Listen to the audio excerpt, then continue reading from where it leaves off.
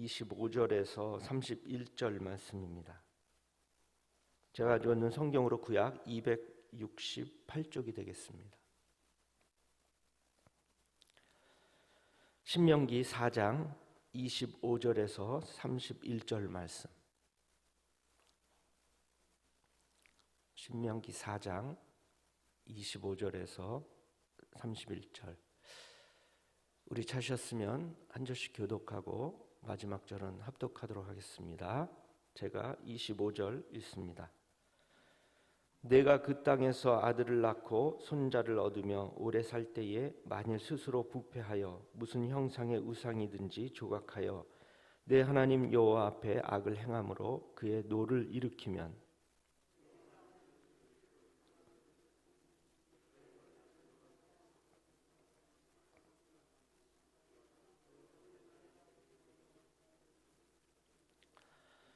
여호와께서 너희를 여러 민족 중에 흩으실 것이요 여호와께서 너희를 쫓아 보내실 그 여러 민족 중에 너희의 남은 수가 많지 못할 것이며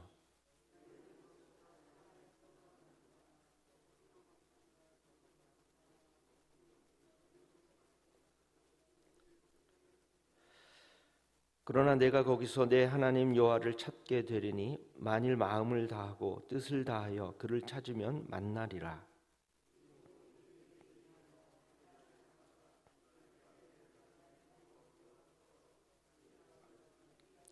같이 합니다. 내 하나님 여호와는 자비하신 하나님이시라. 그가 너를 버리지 아니하시며 너를 멸하지 아니하시며 내 조상들에게 맹세하신 언약을 잊지 아니하시리라. 아멘. 이 새벽에 오늘 우리가 읽은 이 신명기 말씀을 통해서 하나님께서 우리에게 큰 은혜를 주실 줄 믿습니다. 여러분, 인간의 심성에는 근본적으로 종교성이라는 것이 있습니다. 사도행전 17장 22절 말씀을 보면 이런 말씀이 있습니다. 바울이 아레오바고 가운데 서서 말하되 아덴 사람들아 너희를 보니 범사에 종교심이 많도다. 여기서 아덴은 주전 5세기 지중해권 지역을 이끌며 큰 명성을 누리던 큰 도시인데요.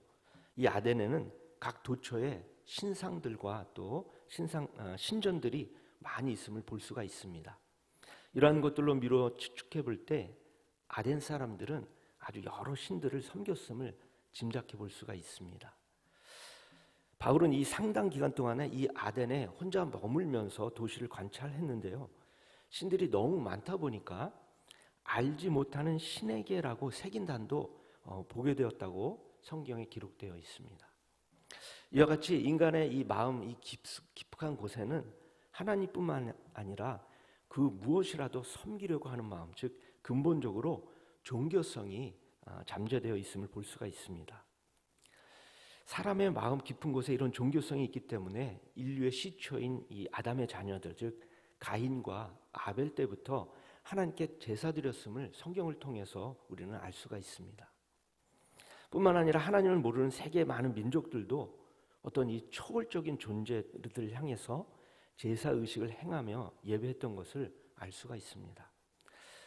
그런데 이런 과정 속에서 진실된 예배, 하나님이 기뻐하시는 예배보다는 소위 우상 숭배라고 불리는 거짓 예배가 생겨났고요.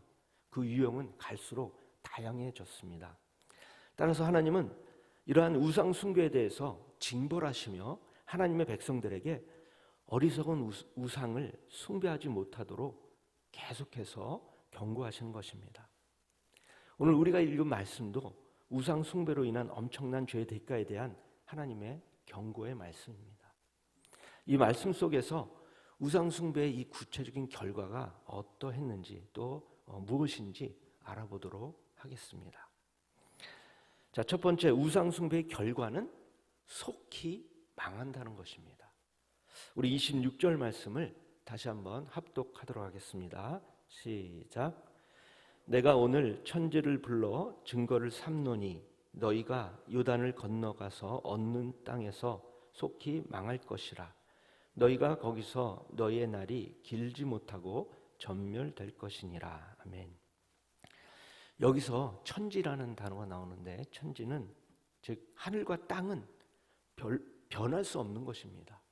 따라서 모세의 말 역시 하늘과 땅처럼 변할 수 없는 권위를 가진 말이라고 볼 수가 있습니다. 다시 말하면 천지를 불러 증거를 삼는다는 말은 온 우주의 주인 되신 하나님의 이름을 빌어 말한다는 뜻입니다. 하나님께서 허락하신 이 가나안 땅이 아무리 풍요롭고 아주 풍족할지라도 이스라엘 백성들이 하나님을 버리고 우상을 섬기게 되면은 하나님께서 그들을 버려서 속히 망하게 하신다는 것입니다. 더구나 전멸될 것이라는 이 말에서 알 수 있듯이 우상 숭배로 인한 멸망은 너무나 처절하고 완벽한 파멸이어서 회복될 수 없는 아주 치명적인 결과를 가져오게 됩니다. 자, 두 번째로 우상 숭배의 결과는 세계 여러 나라 가운데 흩어지게 된다는 결과를 가져옵니다. 27절 말씀도 다시 한번 합독하도록 하겠습니다. 시작. 여호와께서 너희를 여러 민족 중에 흩으실 것이요 여호와께서 너희를 쫓아보내실 그 여러 민족 중에 너희의 남은 수가 많지 못할 것이며. 아멘. 여러분, 이스라엘 백성들은 오직 하나님만 섬기며 나갈 때 가나안의 수많은 족속들을 정복할 수가 있었습니다. 그러나 모세가 말한 이 경고대로 이 가나안 땅에서 우상 숭배를 이 죄를 범한 결과 주전 722년에 아수르에게 북이스라엘이 멸망당했고요.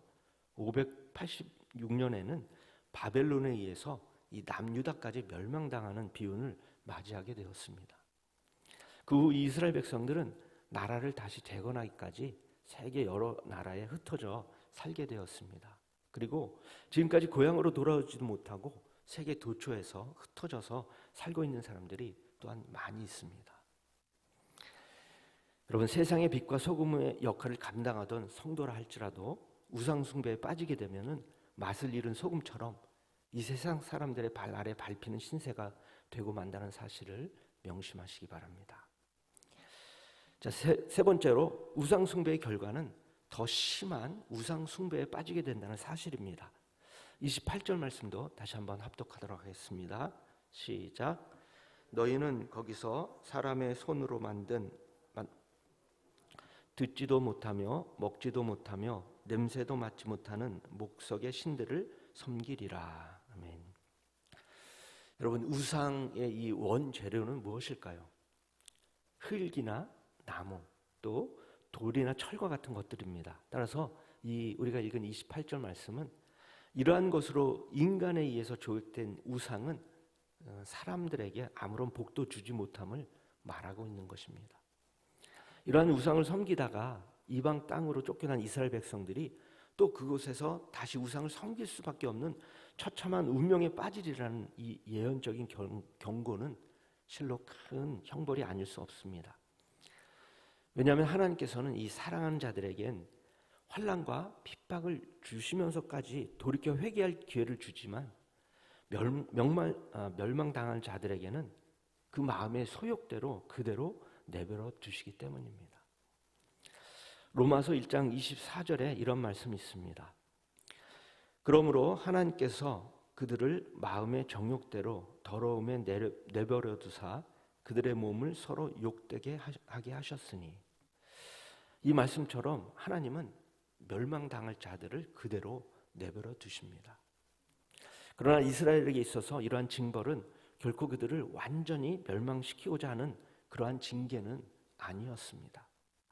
오히려 그것은 우상의 헛됨을 더욱더 철저히 교육시켜서 다시는 우상을 섬기지 못하도록 하기 위한 하나님의 또 다른 사랑의 채찍이었습니다. 여러분, 모세는 우상 숭배의 이 죄에 대한 엄청난 결과를 경고하면서 다시 이스라엘 백성들로 하여금 사죄에 대한 확신을 갖도록 두 가지를 권면하고 있는데 29절에서부터 31절의 말씀으로 이렇게 권면을 하고 있습니다.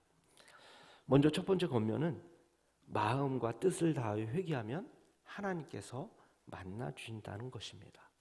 29절 말씀도 합독하도록 하겠습니다. 시작. 그러나 내가 거기서 내 하나님 여호와를 찾게 되리니 만일 마음을 다하고 뜻을 다하여 그를 찾으면 만나리라. 아멘. 모세는 이스라엘 백성들에게 이제 하나님의 징계를 받더라도 너무 낙심하지 말고 마음과 뜻을 다하여 하나님을 찾을 것을 당부하고 있습니다. 이는 징계의 다른 목적을 보여주고 있는 것입니다. 그것은 그들이 하나님께 징계를 받아 많은 고난 가운데 있을지라도 회개하면 하나님께서 다시 회복시켜 주시겠다는 이 깨달음을 얻도록 하는 것입니다. 그리고 29절 말씀에서 마음을 다하여 이 마음은 거짓 마음과 대조를 이루는 정직한 마음입니다.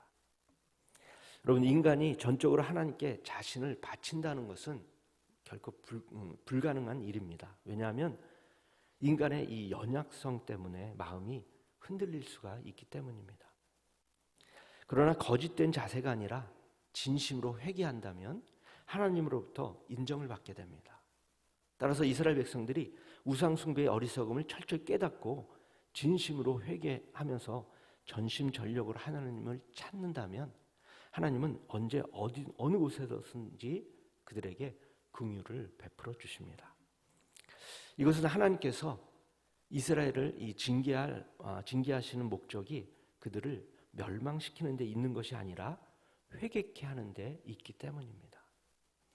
마찬가지로 오늘날 죄악 가운데서 죽을 수밖에 없는 우리가 돌이켜 구원을 받을 수 있는 것도 이러한 하나님의 인내와 무조건적인 사랑 때문임을 명심하시기 바랍니다. 여러분, 하나님은 우리가 하나님께 범죄하였을지라도 진실된 마음과 뜻을 다하는 마음을 가지고 회개하며 돌아오기를 기다리십니다.